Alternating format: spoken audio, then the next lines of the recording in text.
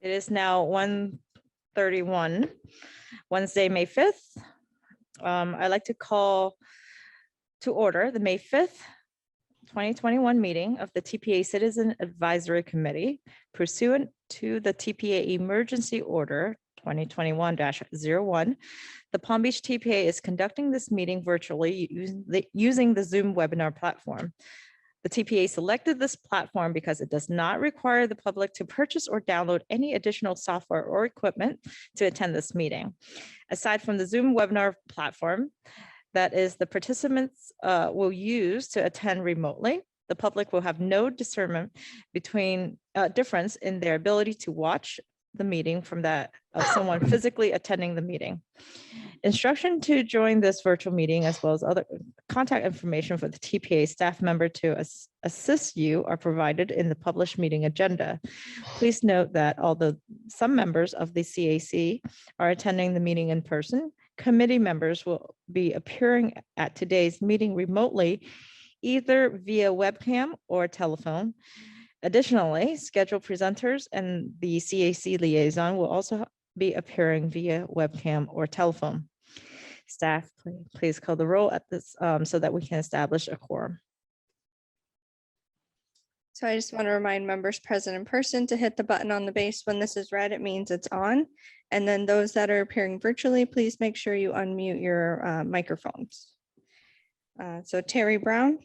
Here, I'm here. Mark Bruner. Here. Greg Fagan.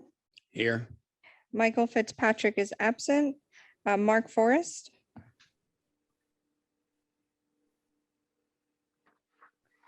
James Garvin. Here. Jason Mankoff. Here. Vijay Mishra. Here. Ryan Rossi. Here. Paula Ryan. Myra Newman. Here. Richard Vasilotti. Here. Albert Richwagon. And Wendang. Here. We have a quorum, Madam Chair. Okay. Are there any modifications to the agenda? No, Madam Chair. Are there any changes to the minutes? If not, can I have a motion to adopt the minutes as presented? So moved. Second. So I have a motion by Myron and a second by Terry. Okay, all those in favor, please say aye. Hey. Aye. Aye. Aye. All those opposed, nay. Okay, motion carries. General public comments. I will summarize our public comments procedures for this virtual meeting. Written comments may be submitted online at the website provided in the agenda. Verbal comments may be made by virtual attendees using the raise hand feature in the Zoom platform. And then lastly, verbal and/or written comment may be provided by an in-person attendee. Are there any general comments received at this time? No, Madam Chair. Okay, moving to item 1E. Comments from the chair. I'd like to welcome Mark Forrest as nominated by Mayor Pinto and Vijay Mishra as nominated by Councilman Napoleon as the newest appointed member to the CAC. Welcome. Would you like to make any comments at this time? Okay, welcome, Mark. If any other committee members has comment for the committee, please utilize the raise hand function of the Zoom platform and ask to be recognized, and then the member to unmute your microphone once you are recognized. No. Madam Chair, this is Vijay here. Hi. Hi, sorry, I was a little slow in pressing the unmute button, but excited to join the group here and looking forward to making being part of this organization. Thank you. Welcome. So at this time, we're moving to item 1F. I got a comment. You have a comment? I'm sorry, Jason. Yeah. So I've been able to do some of the kind of onboarding or welcoming to the new committee members. And then I've also been able to offer in-person kind of introductions or reviews of the agendas. And I met with Myron this past for this particular amendment or for this particular meeting and agenda. And I wanted to ask Myron to maybe repeat the request for introductions for the new members and existing members. If you could just share more of that request. I'd like it more to come from you if you're more comfortable with it. Sure. In my experience with committees, which is extensive, committees work best when committee members know each other. And so, in fact, when I was in charge of something like 225 committees for the National Academy of Sciences, we had a regular procedure that every committee, once a year, the members would take a few minutes to describe their interests, their background and interests to the other members, so that everybody could understand who everybody was and where they were coming from. I suggested to, in our conversation the other day to Jason, that with a number of new members on the CAC, it might be useful to do that. It's not just the new members to describe their interests, but the new members should have the benefit of the old continuing members that describe their background and interests. Yeah, no, I think that's great. If we can take a couple minutes to introduce ourselves. We'll start with you, Myron. The guy who makes the suggestion has to carry the burden. Well, yeah. Well, my formal training is in engineering, and I've taught at a number of universities, including on the subject of urban infrastructure, which has been a long time interest of mine. In particular, I had the experience of leading a group of people to write a master plan for a section of Montgomery County, Maryland, a number of years ago, which required us to consider the urban infrastructure and the relationships between them. In the last 14 years of my career, I was the Associate Executive Officer of the National Academy of Sciences in Washington, and in that capacity, I had supervisorial responsibility for the Transportation Research Board. And there I learned a great deal about transportation, and that's why I'm interested in serving on the TPA CAC. All right, great. Thank you so much, Myron. At this time, is there anybody else want to introduce themselves? Raise hand functions if you're here virtually. Madam Chair, would you prefer that I do a roll call vote? Yeah, Or- maybe that'll be the easiest. So you can Okay. start with Terry. Yes. Well, I was straining my brain to remember why I was on this committee, because I'm one of the longest serving. I think Greg Fagan is the only one that I recognize that might be on here longer. I worked for the state of Florida for 32 years. And the last half of my career was general services manager. Most of you know what that means. And it was somewhat, there was a section of that responsibility on transportation for state agencies. And I served for a bit as a coordinator of transportation for clients in the state agencies. And I happened to go to one of these meetings, and Randy Whitfield was there, the old director of the Metropolitan Planning Organization, and he asked me if would I be interested in serving on this CAC board, and I had to. He somehow got a sponsor for me, who I believe was Karen Marcus at the time. So I did. That's how I got on the committee, and I retired from the state of Florida in 2006. So I've been, serving ever since as a citizen volunteer, and I'm very interested in transportation and the chokehold that roads and vehicles have on our community. I was born and raised here in Lake Worth. I don't live in Lake Worth now, but I was born in Florida, and it was sure a different place in a lot of ways, but transportation was just seemed like a lot more pleasant to get around. Now it's you're taking your life into your own hands, getting on I-95. At any rate, that's why I'm here as a citizen volunteer, and I have a great interest in trying to improve transportation. All right. All right. Thank you. Mark? Here I am now, I'm unmuted. Yeah, my name is Mark Bruner. I serve as the appointed representative from the Village of Palm Springs. My background is in solid waste and environmental issues. So dealing with that part of infrastructure, as Myron talked about infrastructure earlier.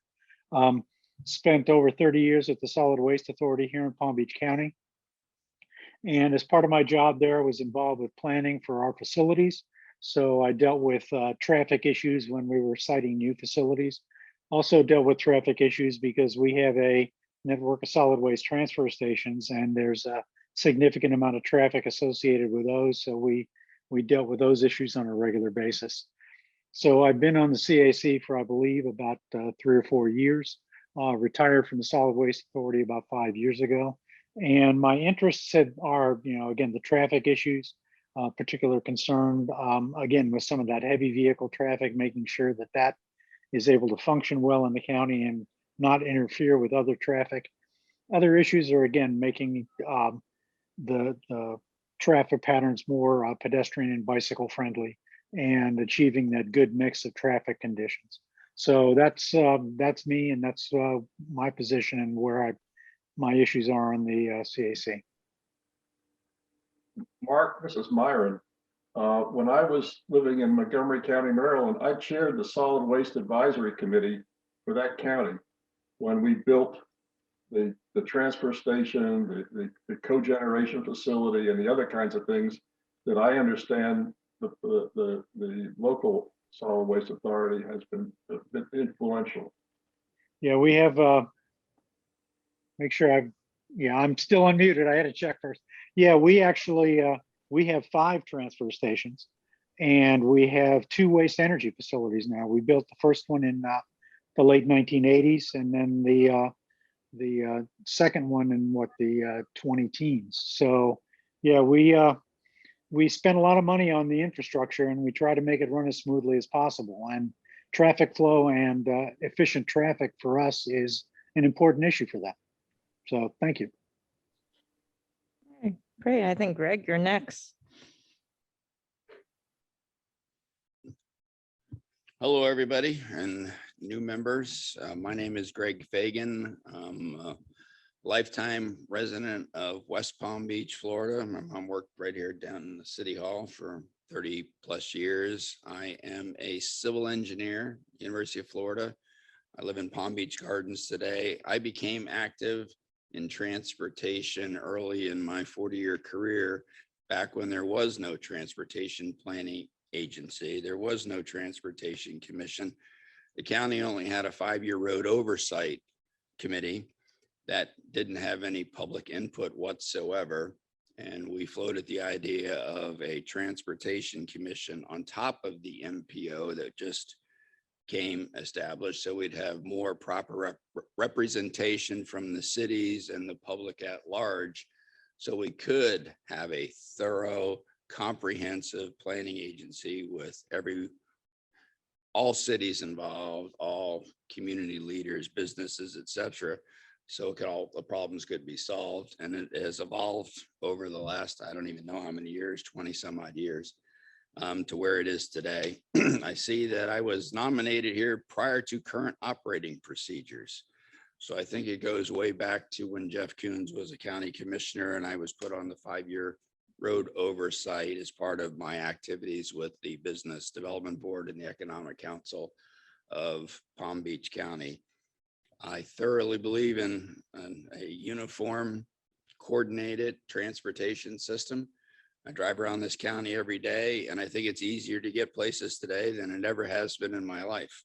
So I think that all the transportation providers, this organization is doing a fantastic job coordinating everything. It's a tremendous amount of money, as we all see on these lists. There's a lot more money coming. We have a huge growth that's happening, especially with this COVID factor that we're all reading about. It is very real. And we need to be prepared for it. In fact, I was just driving down through downtown and remembering what it used to look like, and looking at the Bright Line train, the road system, the buildings and everything that's happening. And I think, my hat's off to this organization and everybody that puts their time into make this so much better. I did serve as chair of this committee for a period of time. I can't tell you how long it was. I think, I don't know if I was the second one or the third one at this point, but it was an honor to serve as chair. I look forward to our newest chair taking the helm and leading us as we go forward. Thank you. All right. Oh, thank you. Next person on the list here is James. Hello, everybody. Thank you. My name is James Garvin. I'm a professional graphic designer and brand strategist. I've been self-employed in the local area for about 15 years now. I was nominated to be on this committee by the City of Palm Beach Gardens, and I'm proud to serve in that capacity. I have a great interest in urban planning, the evolution of transportation, from how we've been doing things to embracing the new opportunities in the future, especially when that segues into then how to reutilize spaces that have been designated for transportation to date. So, and particularly the City of Palm Beach Gardens, I'm very interested to see how this evolution transpires. So I appreciate everybody's time, and thank you for having me here. All right. Thank you. Jason.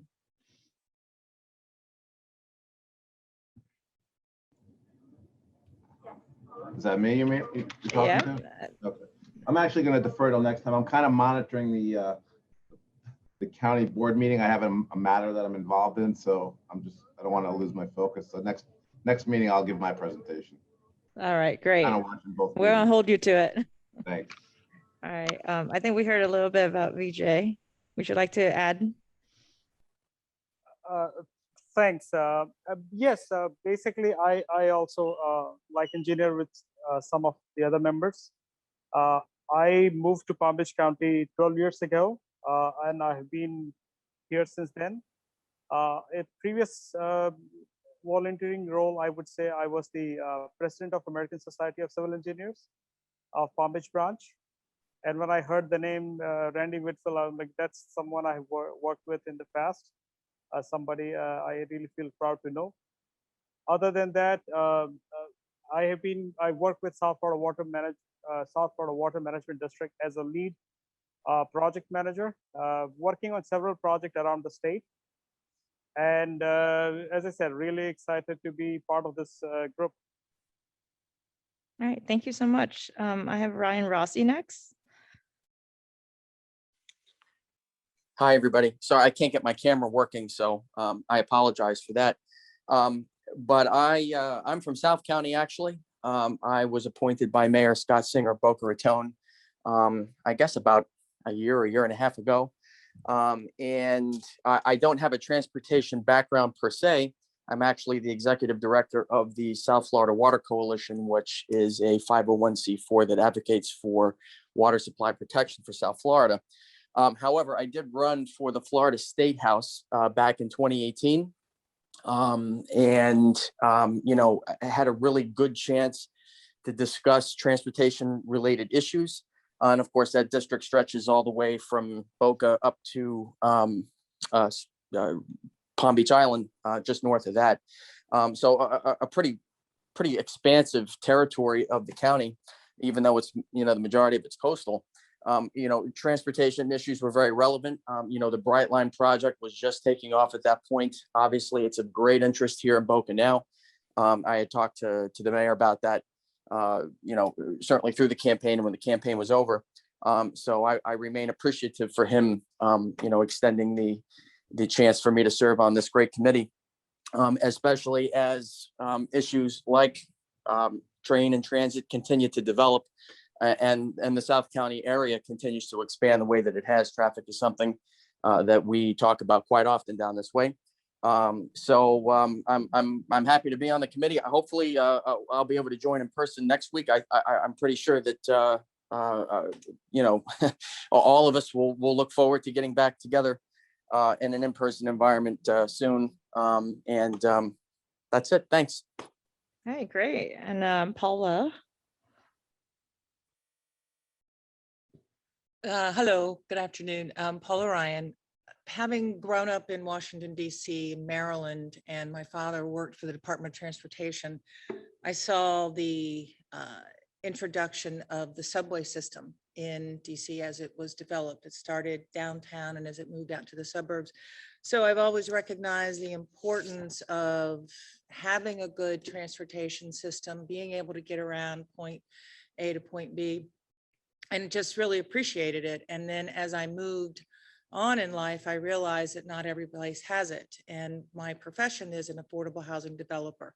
I've built communities all over the country, starting in the early 90s, and from farm worker, urban, family, elderly, transportation, and being able to access where my residents need to be is critical to their success as a resident. So I've always engaged on the transportation side from the community. And then in 2015, I became a city commissioner for West Palm Beach. And as such, I was fortunate to sit on the Transportation Planning Board, which is the governing agency to this board, as well as the Treasure Coast Regional Planning, the water resource management. And transportation doesn't happen in a vacuum, and being able to bring all of those elements to bear, including land use and zoning, is critical. And so I think that this is a great place to be,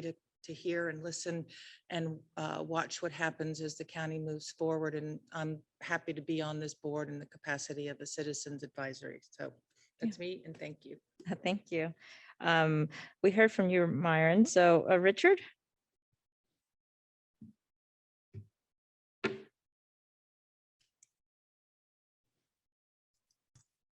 Hi there, sorry. My name is Rich Vasilotti. Born and raised in West Palm Beach. I've been living here for 51 years. I'm a retired firefighter from Palm Beach County Fire Rescue, where I served 30 years. I retired as a captain. And believe it or not, after 29 years of loving the job, I was awarded the 2018 Customer Service Award recipient for Palm Beach County Fire Rescue. Part of that was, I believe, a lot of my involvement in the Western communities. I was involved with a lot of many public forums and where there were meetings concerning traffic issues, particularly in the Western communities dealing with the Acreage, Loxahatchee area. And I've also seen firsthand the devastating effects of vehicle crashes. And I got tired of seeing this stuff, especially in the neighborhood that I live in my residential neighborhood out here in the Acreage. A survey was done, and I believe the survey ended in around 2019, but it was a 5-year study that in the Acreage, there was a 71% increase in traffic accidents, or I don't like saying accidents, traffic crashes, where the rest of Palm Beach County had a 7% increase. And something's really wrong with that. And people know that I'm working with other people and sharing my experiences of how to maybe resolve some of these issues. Some of these speaking arrangements that were going on, whether it was a high school or a public forum, I was noticed, and I was asked to be on the TPA by Commissioner McKinley. My wife's also a firefighter. She's getting ready to be promoted captain herself, and very involved with our children, particularly baseball. I coach baseball in Palm Beach Gardens, and my daughter's tennis, and I'm also on our school's Student Advisory Council. So all my former coworkers who think I'm fishing every day, I can tell them that I am not doing that at all.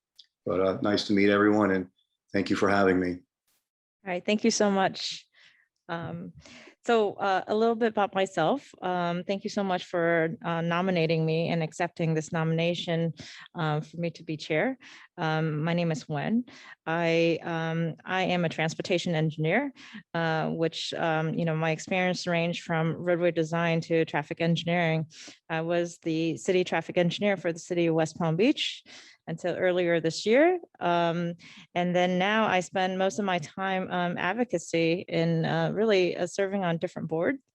I serve on this board, I serve on a different board with the TPA. And then lastly, I'm also a delegate for NACDO on the NCUTCD, which is the National Committee of Uniform Traffic Control Devices. And really just trying to influence change and the way that the transportation has evolved over the course of so many years. So I'm very passionate about transportation in general, especially when it comes down to the safety. And thank you so much for, for everyone who mentioned a little bit of what their passion are. And I think we can all understand that as we grow in a positive way, and we grow in a way that is safe for everyone, especially all the vulnerable users just on the road. And that's why I'm just very, very passionate about being on this board.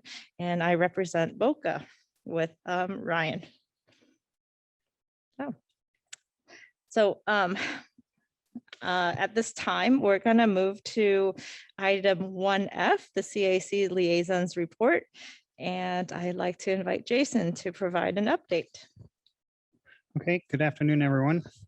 Thank you for that brief introduction by everybody. It was very helpful as the liaison as well to learn about each one of you. So to begin with the liaison report, the first item on this report is the Florida Local Transportation Assistance Program, or called Ltap Center webinars. So these are online webinars hosted by the FDOT, or the Florida Ltap Center, and they'll host a total of 3 webinars. And you see on the agenda here, there's 3 of them that are upcoming starting in May 6th. The first one is designing for complete streets. The next one is FHWA Emergency Relief Program Training. That starts on May 11th. And then the third one is Basic Highway Plan Reading, which starts on June 1st. And it looks like there's about 2 to 3 dates for each one of them. So it seems like there's a series for each. Feel free to go to the website floridaltap.org to get more information. The next item is Motorcycle Safety Awareness Month. So in May, this is designated the month for safety awareness for motorcycles, and you can get more information at ridesmartflorida.com/May. The next item is National Bicycle Month.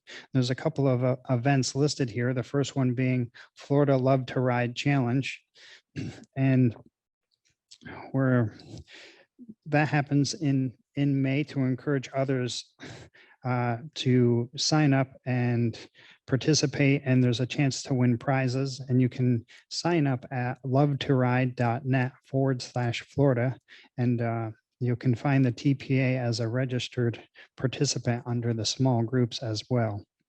The next is the National Bike to School Day. And while May 5th is the official National Bike to School Day, communities are welcome to celebrate any day in May that best fits their schedule. And you can find more information at walkbiketoschool.org. And the last event, the last item for National Bike Month is National Bike to Work Week and Day. So National Bike to Work Week is May 17th through the 23rd. And National Bike to Work Day is May 21st. And so you can find more details on this event or this program at bikeleague.org/bike month. Next is our governing board meeting for this month will be held on May 20th. at 9 a.m., both virtually and in person, here hosted by the TPA. And you can find the agenda packet and more details at palmbeachtpa.org/board. There's also bicycle-friendly business recognition or program that recognizes employees for their efforts to encourage a more welcoming atmosphere for bicycling for their employees, their customers, and the community overall. And you can apply for, and the application window is open through June 10th, 2021, and you can go to bikeleague.org/business to get more information. The next item is walk-friendly communities, and this is municipalities are encouraged to apply for walk-friendly communities designation through June 15th, 2021. And you can get more information on walk-friendly communities at walkfriendly.org. The last item is a recurring item of high visibility enforcement funding offered by the FDOT, and it offers local enforcement agencies funding contracts for high visibility enforcement to improve bicycle and pedestrian safety. So applications are accepted on a rolling basis. And for more information, you can visit alerttodayflorida.com/HVE. That concludes the liaison report. All right, thank you so much. Are there any public comments on this item at this time? No, Madam Chair. Okay. Are there any committee members that would like to comment on any of these items on the liaison report? I have Paula followed by Myron. Okay, Paula. Thank you. And I love that there is a report in here about the accidents to pedestrians and bicyclists through the county. When I was on the TPA, that's when we adopted the Vision Zero, and we took the initiative to, even though we knew that we couldn't reach zero if we didn't have the aspirations, we couldn't improve either. So my question is, because this pandemic showed the shortage of bicycles to a lot of communities and families, and as with so much other, the poorer the communities, which are a lot of the urban areas, and we're doing work, communities are doing work to improve the roadway system to allow for bikes. Is there anybody in the county that is working to try and purchase and produce and provide bikes on a systematic level that would incorporate the instruction that comes with a lot of the work that the TPA does and the partnerships that we have? So, there is a shortage of bikes, and if we are doing the education, if we could try to work in tandem with some organization to get bikes into these communities, I'd love to be a part of that or know where it is and participate. So thank you for that and the information. All right, great, thank you. Myron. I had a question about the high visibility enforcement funding. It said the funding goes to enforcement agencies. And what are those enforcement agencies? The police departments? Yeah, typically. Who enforces high visibility? So I have experience on this grant. It is a grant that comes from a local municipality. So each one of us represent our own city. Ultimately, the enforcement grant is target for pedestrian and bicyclists. And what we've done at the city of West Palm Beach is, because we have a Vision Zero policy and a strategy as part of our communications and our engagement, the program was designed to allow police officer to target these high crash corridors. And the way that the city of West Palm Beach tackled it was to give out either bookmarks or information items or bike lights or anything like that that is I guess it was very positive in a way to communicate and connect with the residents that area. We were able to obtain the grant because we have a lot of done analysis on the crash data that's there. So we know that typically crashes are happening in the afternoon, right? And then if you look at, if you ask any of your enforcement officers in the respective city, they know where the crashes are happening. They're typically on high-speed county and state roads in urban communities. With that, anybody is able to apply, and you do have to work with your city and the police department. The grant that was awarded to West Palm Beach, I believe in, I like to say 2019 was $45,000. And that allows our police officer to really spend a lot of their overtime efforts into enforcing these areas that's not typically within their, their patrol time. If you go into the website, they give you very specific instructions on how to do it. And I think, correct me if I'm wrong, TPA staff, that applications are open at all time. They're rolling.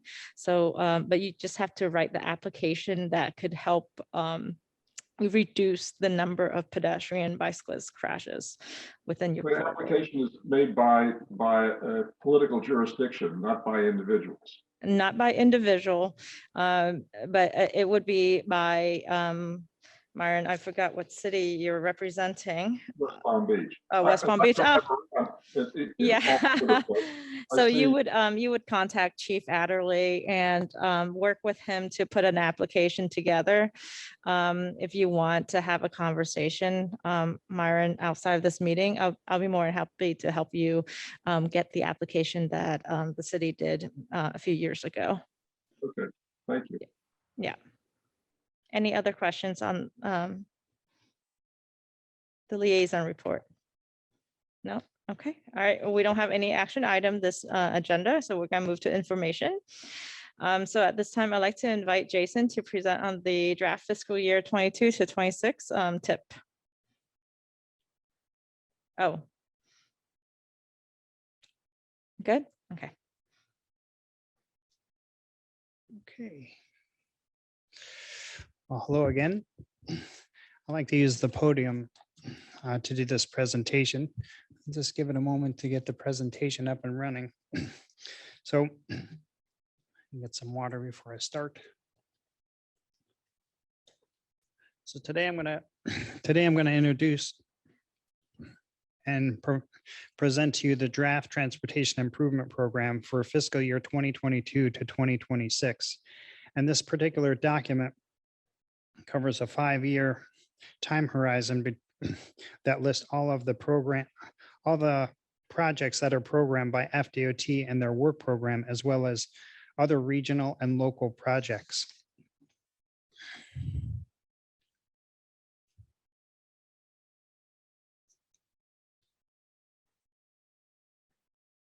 Let's see. Oh.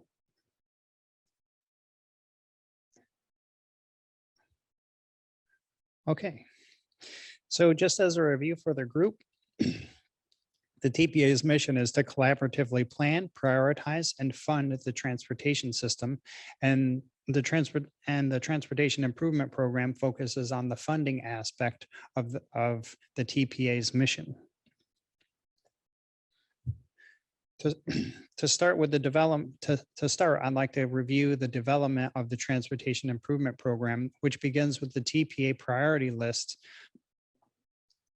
that is approved last year in July 2020. From there, that list is provided to FDOT, which takes our list of priority projects and evaluates available funding and cost and introduces it or includes it into their draft tentative work program, which was adopted this year in January 2021. From the draft tentative work program, we take that document and then build the draft transportation improvement program that is before you today in May. And next month, I'll present and provide the final TIP document for formal adoption in June 2021. After its formal adoption, we'll begin to operate under this new document that will be adopted in June and the months following. Quickly, in reviewing the layout of how the TIP is presented as a document, there's a few different categories here, and you'll see the sections in the table of contents with the TPA priority projects, which is the focus for the TPA, which is the state road modifications and the 2 grant programs, local initiatives and transportation alternatives. There's also some FDOT priority projects for called the SIS capacity, which is the strategic intermodal system. Next is the other projects include other FDOT projects and the local projects submitted by local municipalities that are included in the document, as well as the other modes of transportation that include airport, railroad, and seaport. And lastly, there's maintenance and operation of all the facilities that are built, which include these sections of major maintenance, operation and maintenance of roadways, and operation and maintenance of transit.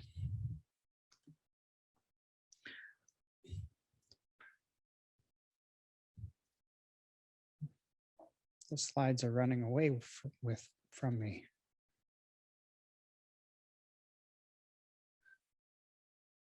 Okay, so in the executive summary and the full draft TIP document, you'll see that there's a number of summary tables, and this is just a guide of how to read the summary tables, indicating what some of these fields are, starting with the rank and year that the project was programmed, and moving from left to right, you'll see the FM number, which is the project ID number, followed by the location, the description, and then the total cost by fiscal year that the TIP covers, which is 2022 through 2026, and then the remaining needs to fully construct the project, followed by any notes that are relevant to the project.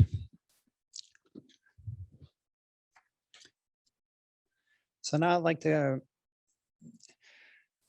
go over one of the requests that we have of the CAC members, and that is to review and confirm the accuracy of the projects that you see in the TPA priority list, which is the state road modifications, the local initiatives, and the transportation alternatives project list, with a particular attention to the project itself, the funding, and the layout of the funding for those particular projects. And lastly, the other request is to review the FDOT and Palm Beach County projects and in your area to identify any opportunities for inclusion of, say, safety or multimodal facilities that might be able to be accommodated in the projects that are funded within the TIP as scope modifications. And if you do find any corrections or any opportunities to include these types of suggestions, then reach out to me. My contact information is on the slide here, jprice@palmbeachtpa.org. Forward that information to me, and then I could get it to the correct representative of those programs. Now, to facilitate the review of the projects, I've also included the draft transportation improvement program projects in our interactive map, which can be found at palmbeachtpa.org/map. It's right on our front page of our website. You'll find a little globe that you can click on. It'll take you to this map. And at the very top of the list in the table of contents, you'll see the draft list of projects, which is the focus here of the presentation and what will be adopted soon. But also you'll see the adopted TIP projects as the projects and the TIP that we're currently operating under. Now, when you click on a project, you'll also see this thing that popped up here, which is a dialog box or a pop-up box with additional information once you click on one of the projects within that list. And when you click on the table of contents for the draft tip projects, it'll identify them color coded by year from 22 through 2026. And these are specific to construction years. So those years correspond to the year that the project is planned to be constructed. Now here is all the total funding in the work program or in the tip document broken out by section. And you'll see from the sections on the left, the amount of funding that's also broken down further by the funding source, which is the federal and state and local. And you can see SIS capacities, strategic intermodal system projects, which is I-95 and the Turnpike, is the majority of that make up the majority of the funding and the projects, well, and to some degree the projects, but majority of the funding. And a lot of that funding, because you see most of it is state, also includes the Turnpike revenues that they collect from the Turnpike itself. Now, I'll transition and go over the TPA priority projects, starting with the state road modification projects. And the first one, the 5-year target for the state road modification program is 114 million in federal and state funds. And there's upwards of 181 million programmed in this year's tip from 2022 to 2026. Some of the highlights within this program is the State Road 80 lighting project, which is planned to be constructed in fiscal year 26. There's also the Atlantic Avenue project, which is a planned widening from Lyons to Jog Road, where there's been some additional funds added to right of way. And you see the next one is US 1. There's a plan to build transit shelters on from Palmetto Park to North Lake Boulevard. And that's adding additional money in fiscal year 2025. And the last two here is Boca Raton and Palm Beach County. They have a number of signals that they would like to upgrade. And these projects have recently come online and are now in the TIP document with design funds in 2026. And lastly is the State Route 7 Okeechobee Boulevard to North Lake Boulevard. Construction is planned to begin in fiscal year 2022. Some projects that were not funded or were delayed this year include the Tri-Rail extension to Jupiter, and the Atlantic Avenue project from State Route 7 to Lyons Road was also delayed. And the last project which was not funded is the Lake Worth Road corridor for transit signal prioritization. I'll now go over the local initiatives grant competitive application process, or the local initiatives grant program. Has a 5-year target of 100 million in federal and state funds. And you see there's approximately 79 million in funding in this draft tip. One of the unfortunate highlights is 5 new projects that were awarded or incorporated into the transportation improvement program were not funded this year due to insufficient funding. And that insufficient funding was due to the State Route 80 lighting project, which redirected some of those funds to facilitate that project being funded. One project that was awarded that was successful was the purchase of a new train car for Tri-Rail, which is operated by SFRTA, the South Florida Rail Transportation Agency, and they had a 2.5 million, which was used as a match to total 5 million in TRIP funds to purchase the new train car. Now, lastly, there is another project that was advanced by the town of Palm Beach in taking 4 of their signals, upgrading those signals and incorporating them into the Palm Beach County signal system. So there are some highlights for construction that is happening that in the next year as part of this transportation improvement program. And you see the lists here. I won't go over the whole list, but you can see that there's a number of multimodal projects listed here in terms of separated bike lanes, repurposing designated bike lanes and widening sidewalks, the replacement of 40 bus stops by Palm Tran, and a 10-foot shared use path on Indian Town Road. So those are just a snapshot of a few of those projects that will be coming online this year. And the one that I just mentioned, the upgrade of 4 signals in the town of Palm Beach. Yes. Thank you. I wanted to wait to the end, but you keep talking about it. So I want to just get clear in my head about the signalization upgrades. And because I've been a part of so many conversations that are related to traffic and how the signalization of the lights throughout the county are, Yes. oh, She's just adjusting the camera. So I was under the impression that the signalization was already uniform countywide. It is. But what are we doing when we're upgrading, and what does it do to the system? Yes, I can answer that. Great. Yeah, Thank you. so when I say Palm Beach, I mean the town of Palm Beach. And so that's on the other side of the bridges. And those signals are not coordinated signals under the umbrella of Palm Beach County and their coordinated traffic signal system.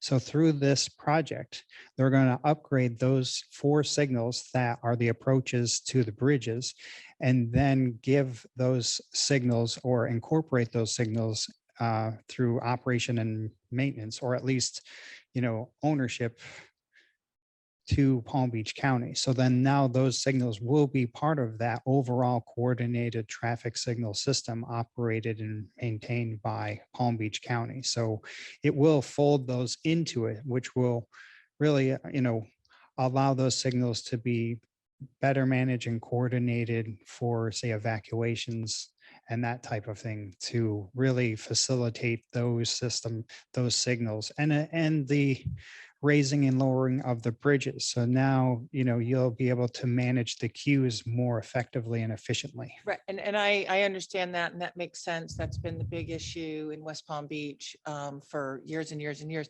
But on this funding report, there are other communities or other areas that are not in line to get this funding at this time. It's down the road to 2025 or 2026. Yes. So my question is, are those current systems on the Palm Beach County and they're going to be upgraded, or are we moving these that are not yet funded into the county system that will ultimately incorporate everybody? Okay, that's a very good question. And so these town of Palm Beach signals, these 4 signals were applied for through the local initiatives grant program a couple of years ago. And so through that grant program, these signals are moving through the process and have been requested to accelerate their construction of those projects, and they're being constructed under Palm Beach County as the local administrating agency. So this is a partnership with the town of Palm Beach and Palm Beach County to construct and fund these particular signals. And so through the request of town of Palm Beach to accelerate the construction of them, Palm Beach County was able to accommodate that request. And that's how these particular signals have been able to move forward a little quicker. But in addition, through this presentation, I think in a few more slides, possibly for State Road, well, perhaps it was a couple back. I mentioned the Palm Beach County has a number of signals, as well as Boca Raton. So they have recently applied through a new program that we've developed, the State Road Modifications Program. And so they've applied through the TPA to identify specific signals throughout Palm Beach County and Boca Raton to upgrade those signals, say from the span wires that go across the intersections and upgrade them to mast arms, to upgrade the infrastructure and the overall system to no longer span wires, but a safer system and a more secure system of mast arms. So this is a new program that we rolled out last year. And so since the introduction of the state road modification program, we continue to get applications from Palm Beach County to upgrade their signals, as well as others like Boca Raton that own their own system and manage their own signal system and intersections. And so those are the two primary applicants that we see, because most of the, for all of Palm Beach County, those are probably the two that, own their, well, Boca Raton owns their own, and Palm Beach County maintains and manages most of all of the signals throughout Palm Beach County, either on county roads and has an agreement with the state. So they are able to do improvements on the state road on behalf of FDOT. Sure. All right. Thank you. We can continue with the presentation. You still have a few slides left. Okay, so I covered the local initiatives and some of the and some of the construction projects, and now I'll cover the Transportation Alternatives Grant Program. So in this program, it's a 3-year program as opposed to a 5-year program with a total target of about 9 million in federal and state funds.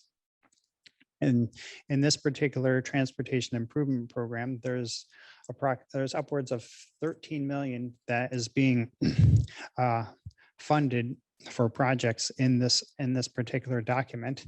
And the 4 new projects that were applied for last year are fully funded through up to construction in fiscal year 2024. And you can see them highlighted here on the slide.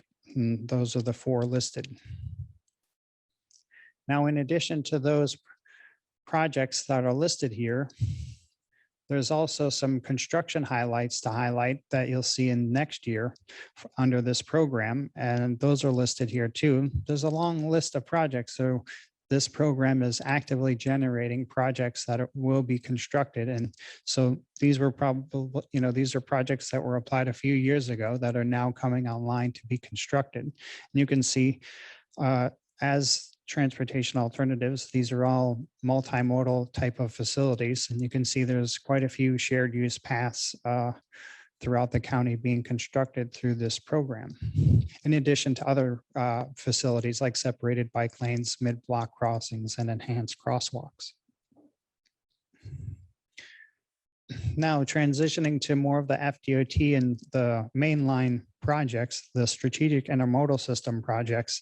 This is just a good snapshot of the I-95 interchange projects that you can see will be coming on later on in the years in 2022, 24, and 26 for the intersections that are listed here: High Paluxo Road, Indian Town Road, North Lake Boulevard, and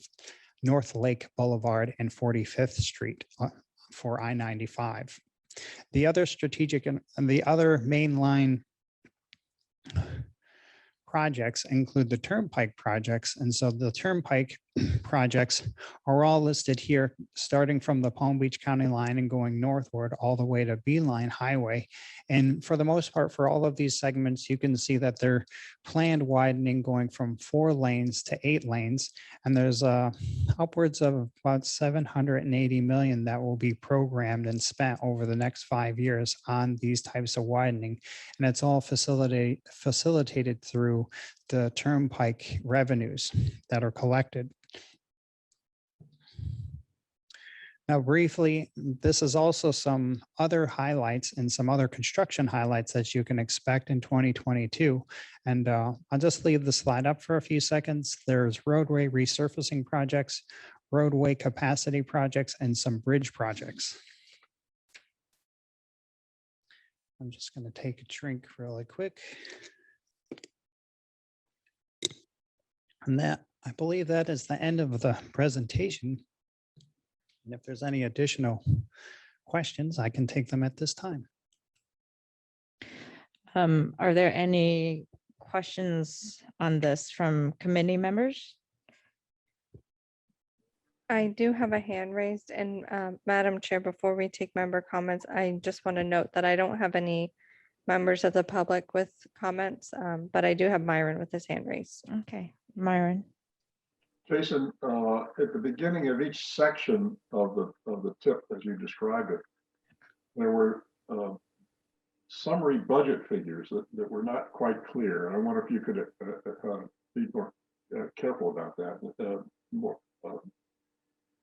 I think one was the target for funding over the 5 years, and then the actual funding that you expect to be available over the 5 years, and those were not always the same.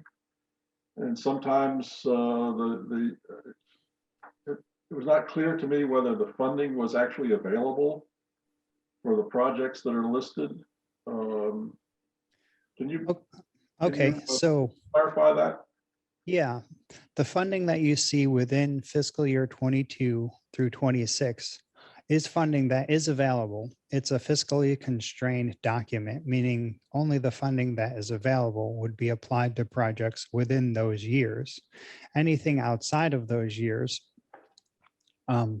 is remain to be seen. And that could be there's two columns. There's the total costs of the project, and then there's the needs for the project.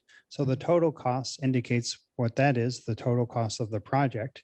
And then the needs may be the remaining funds that may be needed to fully construct the project as the project moves through the tip document. You may only see the design funds, like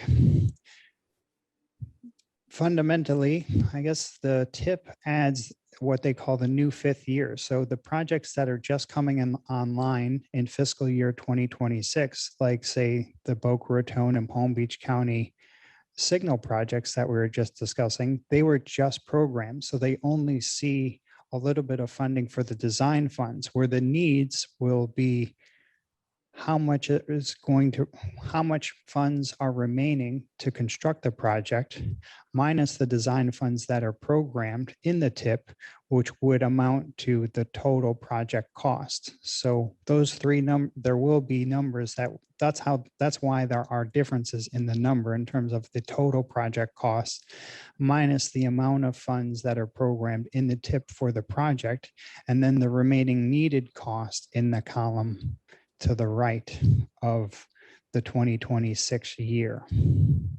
Well, if I remember, it went by pretty fast. The opening slide for the priority projects.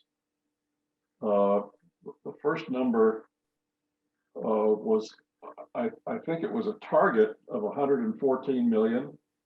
And then it said in 2022 to 2026, it had 186 million. So that's Yes. that looked to me like there's more money available than in the tip than was the target for, and I didn't understand what the target meant, I guess. Yeah, that's a number that I need to fine tune a little bit. I think Can you pull that slide up? yes, can we please bring up the slides again? Andrew? Which slide do you want, Jason? I think it's the first slide that The Myron. first slide, the first couple slides. It was real close to the front. I think it was the first summary slide for the TPA. for the I state- think he was trying to confirm that it seems like state there's road more money modifications. than there are available projects. So Yeah, just that's what it that looked little like. bit of a clarification. Am I right, Myron? Yeah, that's what it looked like to me. Yeah. Andrew. Yes, good afternoon. This is Andrew Euler, Deputy Director of Program Development. Myron, you bring up a good point. We're actually talking about it before this meeting about those numbers. So what you're seeing for the, and Margie's going to pull it up, but what you're seeing for those expected or anticipated amounts over the 5 years, that's what we sort of know should be going towards, at a minimum, those programs. And so it really varies by program what the funding source is. So when it comes to state road modifications, that first priority for the TPA, that's expected to be spent on that is state gas taxes. Our district dedicated revenue funds is the majority of that. And so why you saw such a high number, higher than the anticipated revenue for state road modifications is really, there's a lot of SU funds, surface transportation funds, which really funds our local initiatives program. We're showing that as a project under state road modification. So when you look through the total cost for all the projects on our state road modifications list, I think two ones that are actually programming surface transportation funds, SU funds that would typically be spent on local initiatives are being spent on one, State Road 7. And then the bigger one that Jason mentioned is actually Southern Boulevard, State Road 80 lighting. So that has a big portion of SU funds, that local initiatives funds, going towards a project that we identify as a state road project. So it's really, that's where we decided to put it as in the sections. Margie, can I use my clicker now? This isn't the right slide. Yep, we'll get there. I think the next slide. And the next one. Keep going. One more. There you go. There we go. Right. Yes, that's. So when it says 5-year target, that 114, you're saying there's also SU funds to be added to that to make up the 181 million. Is that what you're telling me? I'm telling you that. And then also on top of that is that number will fluctuate. Obviously, we're not always going to meet that 114 or around that year to year. It goes up and down. But I think, one is that the State Road 7 project's been delayed from previous years to this time frame. So you're going to see like a bigger bulk of projects with some pretty big expenses in the State Road modifications list. So one being State Road 7, Atlantic Avenue is coming up. And then also we just added that Southern Boulevard project that added a good amount of SU funds. And so what you see on this, and then if you compared that to what Jason mentioned about local initiatives, right here, where you're seeing around 79 million for 22-26, it's because the remainder of the SU funds being spent on state road modification projects. So again, that's Southern Boulevard, State Road 80 lighting, and then State Road 7. I think you're missing my point, Andy. It's not individual projects. It's this summary number up here. 5-year target and what funding is it? It seemed to me that if you have a 5-year target, it ought to match the funding in your tip. And if you're only putting, look at this, the local initiatives. You have a 5-year target of $100 million. What does that come from if the funding required in the tip is only 79 million?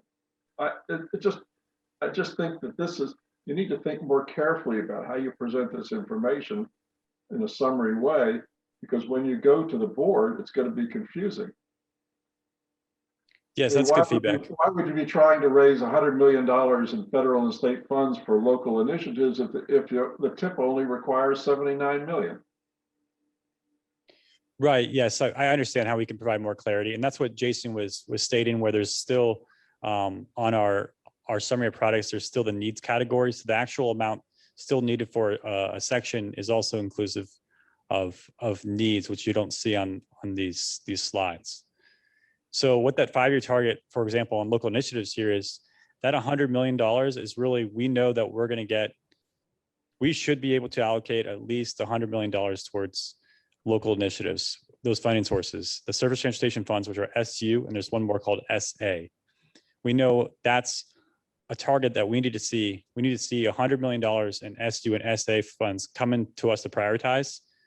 And what's not clear on this screen for you is that we only prioritize 79 million towards local initiatives, and then that we prioritize the rest of that towards state road modifications. But I understand your concern about the, not being as clear as we can make it. Yeah, it's coming out of the same pot. So for other projects too, such as the State Road 80 lighting project, right? It's a bigger project, higher demand, so it takes away from the local initiative program. Yes, and that was the funding source we used for it. Right. All right, Myron, do you have any other comments? No, it's just very confusing. I mean, Okay. a normal citizen who would look at this online would be, I think, be quite confused. Saying there's $100 million here, but some of it goes someplace else. it doesn't make any sense. Yeah, I think that's really good feedback. I think that maybe this is feedback to the TPA staff to either adjust it or bring clarity when it comes down to the TPA board meeting. Yeah, because the question is, in local initiatives, in the tip, we're planning the budget, we're budgeting for $79 million worth of expenditure. Where that money comes from is not as important to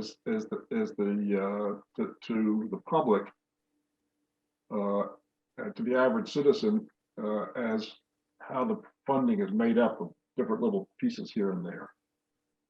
So if this presentation is being made to be seen by the public and the members of the TPA board, they're I think, more interested in how much money is actually being spent in these categories than what actual specific fund it's coming out of.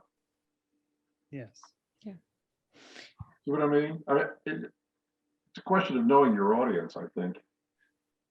Yeah, thank you so much for your feedback. I have a question, especially on the slide that we're here. The 5 new projects that's not funded due to insufficient funds, would that be automatically on the list for next cycle, or would each one of the respective agency would have to reapply? No. Each one of the projects that were not funded last year will be prioritized in advance of the projects that are being submitted this year to receive funding before the projects that were submitted this year, since they were not funded in this cycle. Okay, thank you. I think from my recollection, last year, there was a backlog on the year prior. So it ultimately that the list is growing and it's first come, first serve. Is that how it works? Or how do you prioritize a need more than another? Would you look at it from a comprehensive scoring criterias and compare the unfunded projects with each other? Or is it we address the need from the project from 2019, 2020, then 2020, 21? How does that work? So each subsequent year, and there was this particular year that this happened, where the projects from last year were not funded, and so they would be in advance of this next year's, this current cycle's projects. So they're funded by year of application, not independent or in conjunction with multiple years. Right. So first we're come, not first serve. funding all of the number 1 ranked projects and number 2 ranked projects from collective years that may not have been funded. It is by year. Okay, understood. Thank you. Does anybody else have comments? If I can say some more, this is exactly why this is confusing to me. Because it looks from this this slide as if you have $100 million coming in, and 79 million is programmed, but 5 new projects were not funded due to insufficient funds. So that's just, I mean, looking at it for what it appears, it doesn't make sense. The point is, the five projects, there's $79 million available. There were applications for more than $79 million. So 5 projects did not survive this pass, but will be considered next time for addition to the tip, for the next tip, next version of the tip, right? Yes. Yeah, So I think there's it's for some next missing cycle. information that isn't provided here, Myron, that would shed some light on what you're alluding to. So it's a 5-year target of 100 million, which is 20 million per year. And so with 20 million per year, what has happened in the subsequent year, the 5 new projects, whatever their total amount is, we would allot 20 million per year for those projects. However, because the board directed us to reallocate some of those funds to fund a project outside of the local initiatives grant program, that took away significant amount of funds. And that's why it says remaining on SRM projects. So that state road modification project that is being referred to in that parentheses is that SR 80 lighting project, which took up to say 13 to 14 million off of the top of the 20 million that is would typically be allocated for each year within the 5-year target. And so Yeah, so what you're really telling me, instead of remaining on SRM projects, it really should say 21 million diverted to SRM projects. or yeah, something like that. Can I Yeah. comment? I think Sure. one of the big answer in the room that's not being stated implicitly is that, the TPA governing board has a lot of, input into, leftover funds and priority of funds. And I'll give you an example, the 5 new projects not funded due to insufficient funds. I don't know anything about those projects or where they are, but the local initiative, they could be continuing to do work. And so therefore some P&E is done. And at the end of the year, there may be excess funds and it allows a TPA board member or the TPA and the community to say, hey, look, we're still moving forward with this project. You have excess funds. We'd really like you to be, to be considered in that rollover process. And so there is a target. We anticipate how much money is going to be there, and we work within the system of the application process.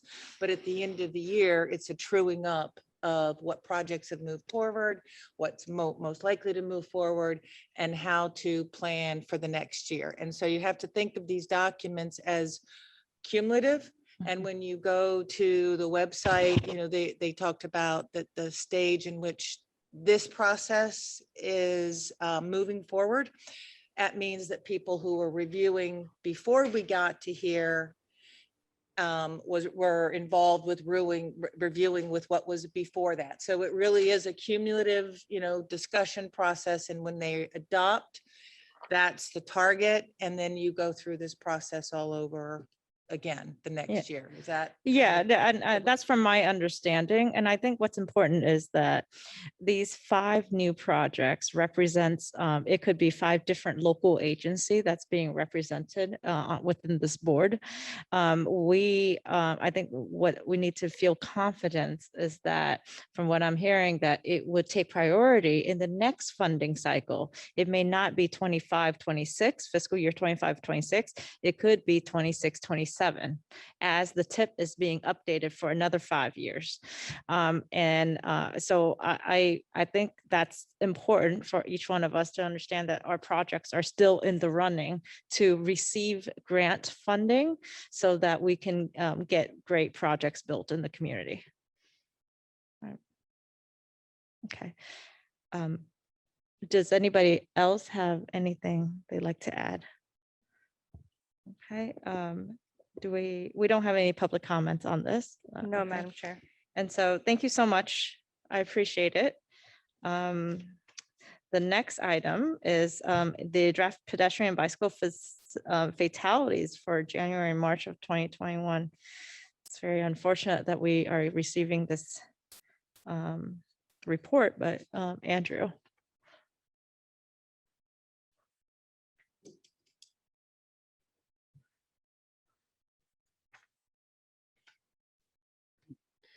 Thank you, Madam Chair. I just want to make one more point on the last presentation as well. As a reminder, Jason pointed out that we do have that online tip tool, the online maps, the palmbeachtpa.org/map. And on there, you're going to see a layer dedicated to the draft tip. And so we were able to have everything mapped and on that. So we'd love for you all to look at that and look at if everything's described well and to review it in that way as well. Not just using the document. So hopefully that's a beneficial tool for everyone. So what I'm discussing today is another informational item, and really we'd like your feedback on this. This is one of those items that was put into our strategic plan for the TPA, and this is a draft pedestrian bicycle fatality summary. And so what we're tasked to do is really come to you all quarterly, all the committees and then the board quarterly, with really some summaries of our most vulnerable users, pedestrian bicyclists, and a summary of fatalities over the last quarter. So it may be a little bit of a time frame a few months afterwards, after the quarter ends, to get all the data in and all the reports. But this is really what we're going to be trying to provide moving forward, at least in a quarterly time frame.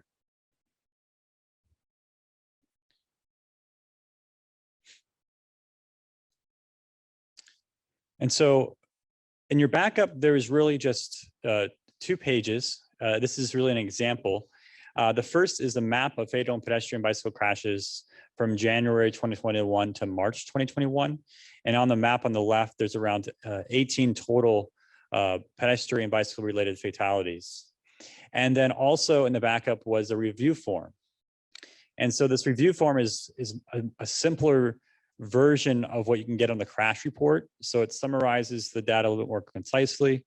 And then it also includes observations and recommended actions that are put together by staff. And so what we're hoping to do in the future is to provide a map like this of the total fatal pedestrian bicycle crashes of the past quarter, and then also a 1-pager for each crash. And so in that review form, what we're trying to do is provide a quick summary of the police report. So right now it's a 3-page report that's not really available to the public. It has some confidential information. So what we're doing is just providing data that is available to the public in an easy to use report, and is also going to provide the crash diagram. And then what we're going to do is work with other roadway owners, traffic signal owners, and law enforcement, and to put in more staff observations and then recommended actions for each single crash, fatal crash. And so I'm just going to go through just again what the crash form is going to look like. We're open to suggestions as well to make it easier, and if we're missing any information. It's supposed to be an easy to use report for everyone to be able to utilize and see what the concerns were at the crash, and then what we could do for actions. So the first part of the report is just general information. This is actually a pretty recent fatality that happened in March of 2021. And this was around 7 o'clock up on Indiantown Road near Loxahatchee Drive. And so this one involved 3 people total. So there's a driver heading westbound, and there's 2 bicyclists crossing the roadway heading southbound. And so you can see their age, the condition, any vision impairment. So the driver had a glare heading westbound at 7:14 p.m. That was in the police report. And then there is distracted, drugs, alcohol, all have no on this, according to the police report, and then the severity of the injuries or fatality. So we had a fatality in this one of the bicyclists, and then also a serious injury. Next is the crash diagram. And so I know it's hard to see on this screen, but in the backup might be a little more easy to see. Westbound on Indiantown Road, and then we had 2 bicyclists crossing when they had the right of way, a green light for them, crossing southbound on this crosswalk, and then they were struck by the vehicle. And so the observations from this that the staff put in, vehicle 1 driver ran a red light at sunset, glare was a contributing circumstance. And then although the report says not distracted, the driver entered the intersection at high speed well after red light phase began. And so then the bottom section, the potential actions will be worked out with multiple stakeholders. But as an example, this one has TPA funds and FDOT installs high contrast yellow backplates on east-west signal heads to improve visibility at sunrise, sunset. So when drivers are heading eastbound or westbound, depending on the morning or at night, and you get that glare from the sun, providing these types of high contrast yellow black plates would improve visibility. And then lastly, maybe it's not only related to maybe engineering recommendations, but other types of recommendations as well. This one is TPA advocates and Florida legislature increases mandatory penalties for distracted driving and vehicular homicide. So this is just an example for you for a template that we're looking to go forward with. And we just wanted your feedback. Is this going to be valuable for you all to be able to understand just quickly about fatal crashes and then some of the potential actions that we can take in this sort of format. So I can answer any questions on this crash, but overall, we really like some feedback on the form as a whole. That's all I have for you. All right, Paula. Thanks. I think it's great. And I would just recommend that every time you produce it, that maybe you send that information to the local jurisdictions planning agency. So anything that they might be doing to help address any of these types of conditions, just as a added added funding set, added, issue, so that they're looking at it as well. If you've got a Vision Zero policy, Yeah, not everybody is doing this kind of data analysis. right. I think that's really helpful. I actually, I love what the TPA has put together, especially all the online resources, the GIS database. I was looking, I'm sorry, I'm reacting to what I've seen, right? And I think it kind of ties back to what Myron mentioned earlier about the high visibility enforcement grant. This is actually a really good opportunity because again, I can't speak for the entire county. I can only speak on my knowledge of West Palm Beach crash data. And typically the majority of the crashes are happening in the afternoon, basically within this time frame that's there. And so I think a grant at this location would work very, very well in that scenario. The other thing that I was looking at your sheet, Andrew, is there any consideration, and I know it will be a period of time for us to incorporate bike signals into, just as far as, just signaling in general for Palm Beach County. I know that they don't have the capability, and I know that's a huge upgrade. But if these crashes continue to happen, and you can put as many signage or stop ahead sign or flashing signs, yeah, right. There needs to be. I think at one point we have to start introducing bike signal to prioritize them. And I know we're not ready for it as a region, but it might be 5 years, it might be 10 years, but other cities or other areas are already doing it. I do have a quick question. Can I see the first half of that form again? Is that possible? Yes, we'll bring it back up on the screen. Thank you.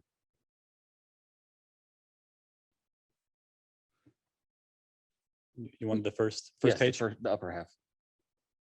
Robin, can you go one more slide back? Maybe?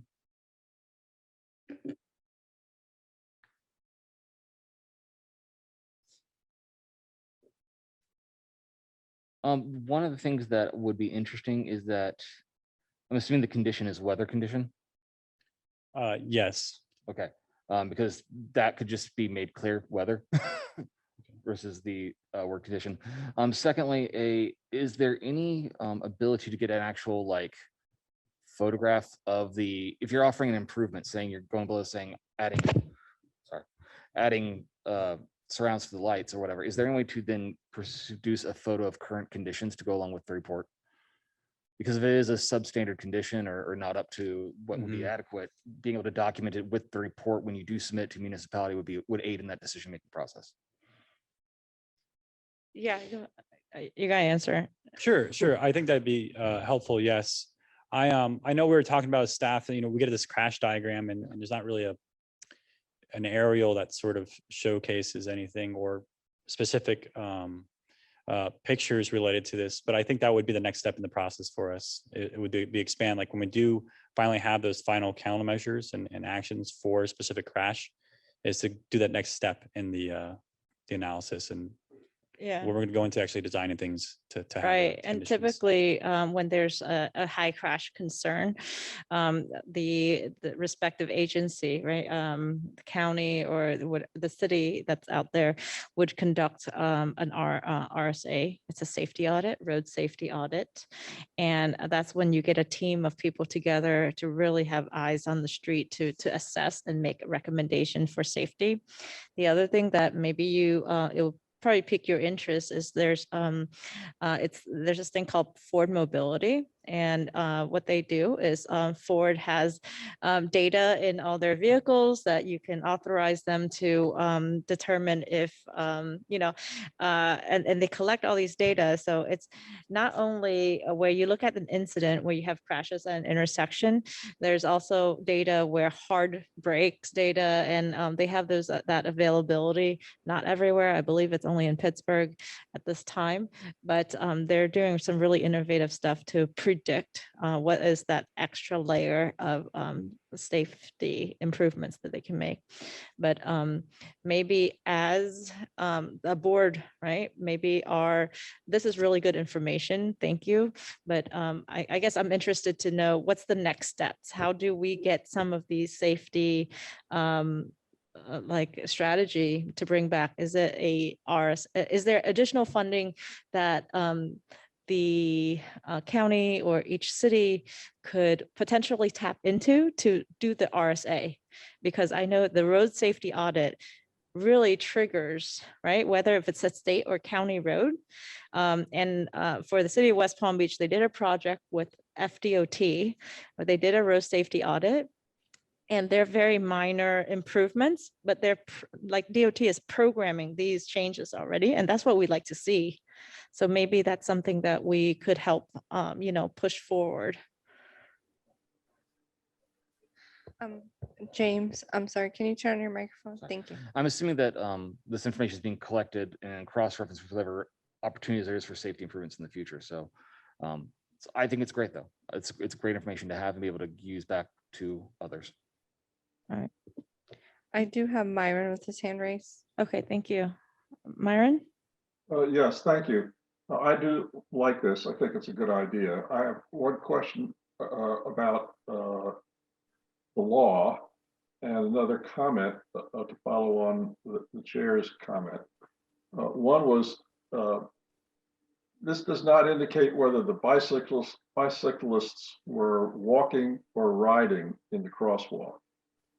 And I don't know what the law is in Florida, but in places where I have lived, the law says bicyclists have to walk in a crosswalk at a signaled intersection. So that's something that might be included in the if it's in the action, if it's in the police report, it might be included in the information about what the individuals were doing, provide additional clues about safety issues, because well, that's, somebody can perhaps clarify the law for me. The other issue, my automobile insurance company requires that I keep my cell phone with me when I'm driving, and it records quick stops. It records when I use my phone while I'm driving, and charges me more money for my automobile insurance. The automobile insurance companies are collecting a lot of information like this, and it would be really, I wonder the extent to which safety organizations are looking into the possibility of taking advantage of this information on an anonymous basis. That's just off the chart, but I am curious about the law with respect to walking or riding in crosswalks at signalized intersections. I don't have the answer to that. I'm sure it's in DMV handbook. Yeah, I'm not sure if our staff. I think like the more recently, a lot of the especially changes that's coming into the MUTCD, and you've seen it locally also, is that if you have dedicated bike lanes, there's typically some kind of bike access where it directs bicyclists to Get on. have priority when they cross the street. Paula. Is on this map, there are 18 figures, including a motorcycle. Is that actually, so there were 18 bicycle and pedestrian fatalities in the 3-month period that this is, what, I'm sorry. What does the 18 symbols on this map represent? Yes, and we can provide more clarity on that. I think our last, and they're in attack, they mentioned maybe having a table to go along with this, a summary table. But yes, these are all, what you're seeing on the map are pedestrian and bicycle related fatalities, crashes. In 3 months. In 3 months. This happens to be, when I looked at it, there was 1 fatality per crash on that. So right now you're seeing it, all 18 would be 18 fatalities. So correct. And that's what we have for data so far. There might be some still trickling in. I would highly recommend that what you do with this and how you ultimately present it and continue to fine tune it is to, lead in with this, in every one of your meetings, because, the whole point of adopting the Vision Zero, and we have cities and, elected officials have had long conversations about this, adopting a Vision Zero, and it was never a program that provided any funding, but the idea was to draw attention, education, and awareness. And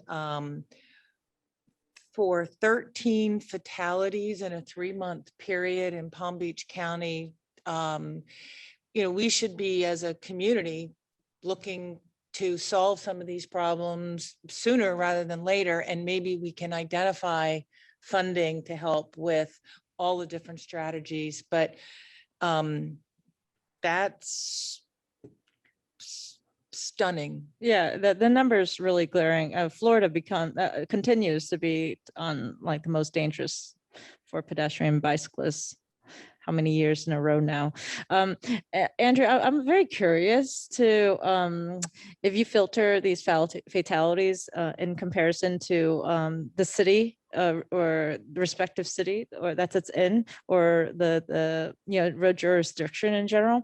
And I wonder if, for example, I'm looking at it, I know West Palm Beach has a Vision Zero policy, and I'm looking at it from, was that Southern Boulevard or Okeechobee? There's a crash out west, right?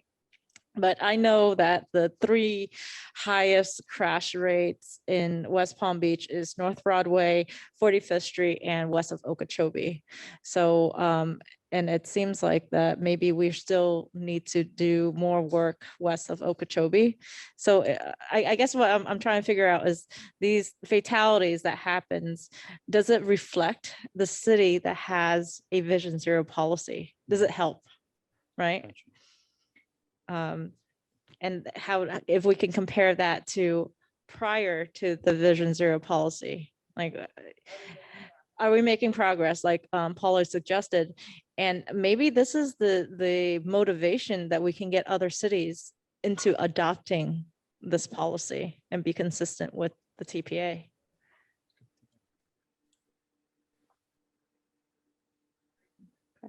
Yeah, no, this is really good information. Thank you. I think it's really is good information, and maybe on the summary sheet, in addition to location, you might put in a jurisdiction so that we would know whether this is in the county or in the city or which jurisdiction, and then the jurisdictions, then we would have some sense of what the jurisdictions are doing over time. I don't know whether I'm not familiar with that particular location, but I know the jurisdictions. Yeah. Yep, and there's a field in the crash report as well. There's Yeah, an east and there. a pole. Yep.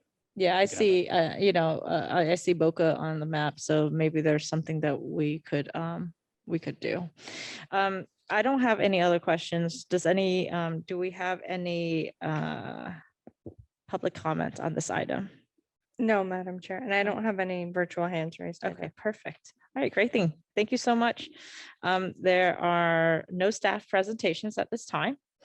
So are there any public comments on administrative items? No, Madam Chair. Okay, are there any committee comments on administrative items? Okay, seeing none, thank you so much. Our next CAC meeting is scheduled for June 2nd. Thank you for your patience with us as we conduct the committee meeting today. At this time, our meeting is adjourned. Thank you so much. Thank you.